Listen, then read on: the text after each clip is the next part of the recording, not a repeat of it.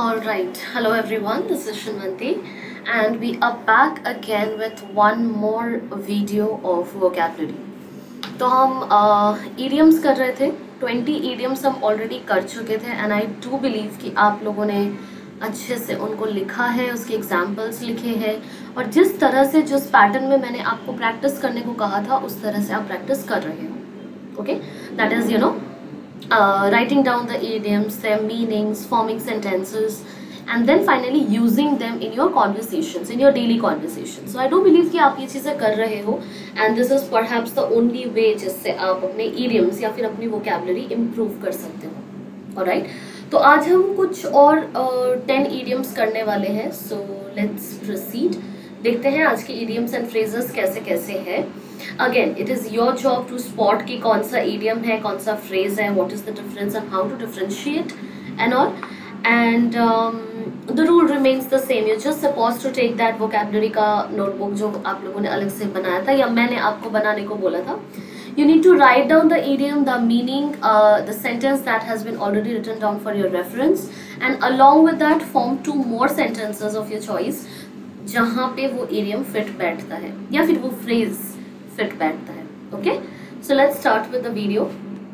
आज का पहला जो आपका idiom है that is in a penny, in for a pound. In for a penny, in for a pound. इसका meaning आपके सामने है that someone is intentionally investing his time or money for a particular project or task. In for a penny, in for a pound का मतलब होता है कि कोई purposely या intentionally अपना time या पैसा किसी चीज़ पे, किसी project पे या किसी task पे लगा रहा है. ठीक है, एग्जाम्पल आपके लिए ऑलरेडी एक मैंने लिखा हुआ है बट ऑब्वियसली आपको और 2 एग्जाम्पल्स अपने तरफ से ऐड करने हैं. The example here is when athlete was booming, gym was in for a Penney and in for a pound. That's how much dedicated he was. ठीक है, 2 सेंटेंसेस आपकी तरफ से. अगला वाला जो है that is a bird in the hand is better than 2 in the bush. A bird in the hand is better than 2 in the bush. Meaning, an opportunity in hand currently is better than a prospect in the future because time never repeats itself. अभी आपके हाथ में जो है, जो भी काम है, जो भी opportunity है, आप उसको use करो, उसको देखो, ना कि आप किसी ऐसी चीज़ के बारे में सोचते हो that you never know is going to happen or not in your future. That is very very uncertain. Okay, the simple reason being कि time never repeats itself. Example आपके सामने है. The detective apprehended 3 criminals and saw another one running, but didn't chase him because she knew a bird in one hand is better than 2 in the bush. तो detective के पास 3 criminals थे. ठीक है, या 3 उनके हाथ में थे, एक और को उन्होंने भागते हुए देखा लेकिन उसको चेज नहीं करा. उसका सिंपल सा रीजन ये होता है, आपने कई बार ये चीज देखा भी होगा कि अगर आपके पास ऑलरेडी कोई क्लू, कोई प्रूफ है, you do not run for the thing that you are not very sure about, you will be able to achieve or not. So an opportunity in hand should be used and not something that you do not know is going to happen or not for the future. Okay, अगले वाले पे चलते हैं. Chip of the old block. Chip of the old block का मतलब होता है a person is similar in behaviour और action to his parents. Okay, chip of the old block का मतलब होता है अ पर्सन, एक ऐसा इंसान जो अपने पेरेंट्स के एक्शंस या बिहेवियर से सिमिलर हो. ओके, एग्जाम्पल आपके सामने है. When grandmother saw her grandson collecting coins like her son used to do, she knew he was a chip of the old block. Okay, so something that is related to your old culture or your parents or your grandparents, उन्हीं का दिया हुआ कोई अगर behavior या कोई अगर nature आप repeat करते हो, then you call this a chip of the old block. Alright, अगला वाला is do unto others as you would have them do unto you. Okay, do unto others as you would have them do unto you.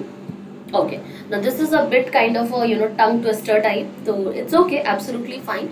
You just need to learn few of them. Meaning, treat people the same way you want to be treated, लोगों को उसी तरह से आप treat करो या उसी तरह से उसी नेचर से पेश आओ जिस नेचर से या जिस तरह से आप ट्रीटेड होना चाहते हो। ये बहुत ही बेसिक सी बात होती है, ये आपने ओवर द टाइम भी कई जगह पे सुना होगा, देखा होगा।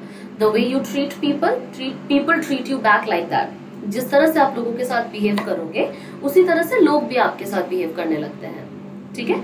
Example is, I felt Peter was a little cold today towards the homeless man. He should do unto others as he would have them do unto him, because who knows about time. Okay? Fine. ये हो गए आपके 4 idioms. कुछ idioms है and I guess पीछे वाले जो पहला वाला था in for a penny, in for a pound वाला, this was a phrase. और बाकी की सारे 3 जो हैं वो सारे के सारे idioms है। This is something that you already know. क्या डिफरेंशिएटिंग पॉइंट है, प्लीज नोट इट डाउन। ये मैं ऑलरेडी आपको पहले के सारे वीडियोस में बहुत क्लियरली बता चुकी हूँ। Let's move on for the next slide. Don't cry over spilled milk, जिसका मीनिंग होता है don't cry over what has already happened and can not be fixed. ऐसी चीज सोच के मत आप रो या फिर मत परेशान हो जो ऑलरेडी हो चुका है, that can not be changed, या जिसको आप फिक्स नहीं कर सकते हो। Example is, Walter failed his examination but his dad came and just said one thing, son, don't cry over spilled milk. What has happened cannot be changed. What has happened has happened. जो हो चुका है वो हो चुका है, उसको आप चेंज नहीं कर सकते हो, so there is no point of crying over that. इसी को कहा जाता है don't cry over spilled milk. Now यहाँ इस पर्टिकुलर idiom के लिए एक पर्टिकुलर नोटिफिकेशन आपके लिए है, और वो ये है कि स्पिल्ड एक बहुत करेक्ट वर्ड है नहीं। स्पिल का जो past tense and past participle होता है वो होता है स्पिल्ड, SPILLED, स्पिल्ड। लेकिन ईडियम के केस में ना हम ग्रामर नहीं देखते हैं, जैसा लिखा होता है हम वैसे ही करते हैं, बस जेंडर के अकॉर्डिंग हम चेंज करते रहते हैं इफ एट ऑल रिक्वायर्ड, ठीक है। अगर ही समथिंग लिखा है, अगर कोई लड़की की बात हो रही तो हम शी कर देंगे, अगर बहुत सारे लोगों की बात हो रही तो हम दे कर देंगे। ये बेसिक चीजें हम चेंज करते हैं, अदरवाइज ग्रामर को हम नहीं छेड़ते हैं ईडियम में। जैसा ईडियम लिखा होता है, जैसा मुहावरा लिखा होता है, एग्जैक्टली वैसे ही आपको बोलना होता है। Okay, let's come down to the next one which is every cloud has a silver lining. Every cloud has a silver lining का मतलब होता है bad things one day eventually lead to good things. बुरी जितनी भी चीजें होती हैं फाइनली एक अच्छी चीज की तरफ ही आपको लीड करती हैं। Okay, a very meaningful one. Bad things one day eventually lead to good things. Okay, example आपके सामने है। See, yesterday you were so morose as your phone was stolen, but look at you today. You got a promotion. Is it rightly said? It is rightly said that every cloud has a silver lining. Okay, so simple सी चीज है, clear। हो सकता है कुछ बुरी चीजें हुई है, but finally it will all lead to a good thing in your life. Okay, fine. I do believe कि सबके साथ साथ आप 2 और एग्जाम्पल अपनी तरफ से लिखते जा रहे हो। Okay, that is something that you need to do. तो अभी तक हमने 6 idioms कर लिए हैं। In for a penny, in for a pound. This is a phrase. A bird in the hand is better than 2 in the bush. Chip off the old block. Do unto others as you would have them do unto you. Don't cry over spilt milk. Every cloud has a silver lining. Let's move on to the next one, which is beside yourself with joy. Beside yourself with joy का मतलब होता है to be extremely happy, किसी चीज को लेके बहुत ज्यादा खुश होना, ठीक है। Example is, I can see that you are beside yourself with joy on being selected for the job. Congratulations. ठीक है, बहुत एक्सट्रीम लेवल पे एंथुसियास्टिक होना या ओवरवेल्म्ड होना या बहुत ज्यादा खुश होने को आप आई एम एक्सट्रीमली हैप्पी ना बोल के ऐसे बोल सकते हो, आई beside myself with joy. देखो अब मैं आई बोल रही हूँ तो मैंने योर सेल्फ का माई सेल्फ बोल दिया। ये छोटी मोटी चेंजेस तो आपको करनी पड़ेंगी, ऑब्वियस सी चीज है, ठीक है। अब बात आप किसी और की कर रहे हो और फिर माई सेल्फ बोल रहे हो, दैट डजंट मेक सेंस। बात आप किसी तीसरे बंदे की कर रहे हो, वहां पे योर सेल्फ बोल रहे हो, that doesn't make sense. You have to write himself और हर सेल्फ और देम सेल्फ और कुछ ऐसा, ठीक है। तो उतना बहुत grammar is okay. Apart from that आप किसी तरह का ग्रामेटिकल चेंज नहीं करते हो इडियम्स में, okay. The 8th idiom of the 8th phrase of the day is fair and square. Fair and square का मतलब होता है बीइंग डायरेक्ट और फेयर, बहुत ज्यादा फेयर होना, नॉन जजमेंटल होना, अनबायस्ड होना, प्रैक्टिकल होना, ठीक है।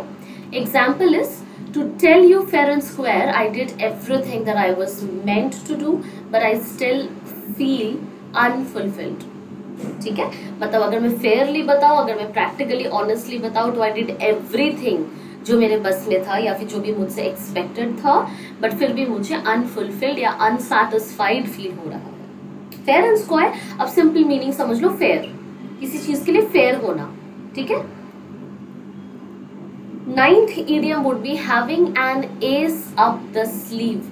नाउ आगे जाके आप पढ़ोगे कि हैविंग एक ग्रामेटिकली करेक्ट वर्ड नहीं होता है, स्पेशली अगर इस तरह का सेंटेंस है तो। बट चूंकि हम इडियम्स की बात कर रहे हैं, मुहावरों की बात कर रहे हैं, तो हम यहाँ पे ये चीजें नहीं डिस्कस करने वाले हैं कि whether this is correct for me और not. Okay, the meaning is have an advantage that is currently being withheld for future purposes. Okay, have an advantage that is currently being withheld for future purposes. कोई ऐसा advantage आपके पास होना जिसको आप अपने पास संभाल के रख रहे हो ताकि आप फ्यूचर में यूज कर सको। Example, Ryan kept quiet at the board meeting who knew he had an ace hidden up his sleeve the whole time. ठीक है। Now the point is कि ace, you know, when you have the ace, you actually, I won't say all the time, but yes, most of the time you win the game or any kind of thing. So ace throw करने का मतलब होता है that you are winning the game. ठीक है। So Brian पूरे meeting में बिल्कुल चुप था because he had something that was hidden up the sleeve, मतलब something very advantageous जिसका वो फ्यूचर में फायदा उठा सकता था। Okay, now the last idiom तो नहीं है, ये फ्रेज है, आपको दिख ही रहा है। The last phrase of the day would be a black sheep. Black sheep का मतलब होता है being a disgrace for the family. Family के लिए एक डिस्ग्रेस साबित होने को कहा जाता है a black sheep. Example is, they don't talk about Olive anymore. Turns out he was the black sheep for the family. He married someone else while he was still engaged to his fiancée. ठीक है। So the point was कि a shame for the family, an embarrassment for the family अगर होता है, then you call it a black sheep. और जरूरी नहीं है ये फैमिली के लिए, it can be a disgrace for any organization also. In a circle of friends also, in any kind of relation there could be a black sheep. Black sheep होने का मतलब है someone who is a shame, who is a disgrace to the family or to the society or to the circle or to the organization or any other place. ठीक है। I think that should be it for the day.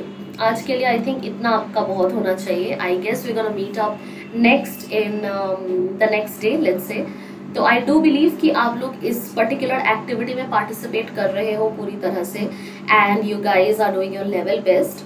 So I do feel that this video is going to help you a bit more, and that's very much it. Let's see you in the next video. Bye bye.